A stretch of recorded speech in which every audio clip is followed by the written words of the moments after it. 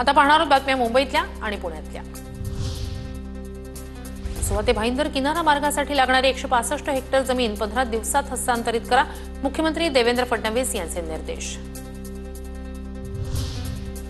दक्षिण मुंबईतील 34 एकर जागेवर बसलेल्या कामाठीपुराचा चेहरा मोहरा बदलणार, म्हाडा मुख्यालयात निविदापूर्व बैठका, पुनर्विकासासाठी 2 विकासक इच्छुक, 8000 रहिवाशांना मिळणार प्रशस्त घरं।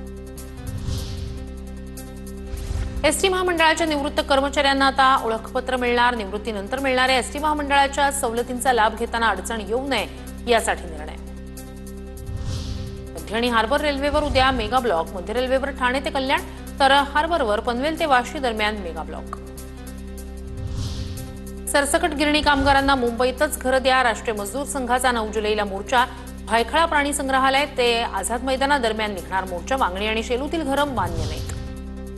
पुण्याला पाणी पुरवठा करणाऱ्या 4 धरणांमध्ये गेल्या वर्षीपेक्षा 4 पट जास्त पाणीसाठा, 27 जून सकाळपर्यंत 13.16 टीएमसी पाणीसाठा, गेल्या वर्षी याच दिवशी 3.57 टीएमसी पाणीसाठ्याची नोंद।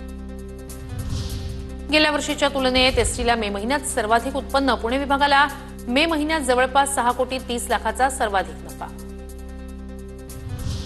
पुणे हरंगुळ पुणे कोल्हापूर एक्सप्रेसला मुदतवाढ, सोलापूर ते दौंड गाड्यांच्या फेऱ्या वाढवल्यानं प्रवाशांना दिलासा, तर लोकमान्य टिळक टर्मिनस ते सोलापूर साप्ताहिक विशेष गाडीचा कालावधी 1 ऑक्टोबरपर्यंत वाढवण्याचा निर्णय।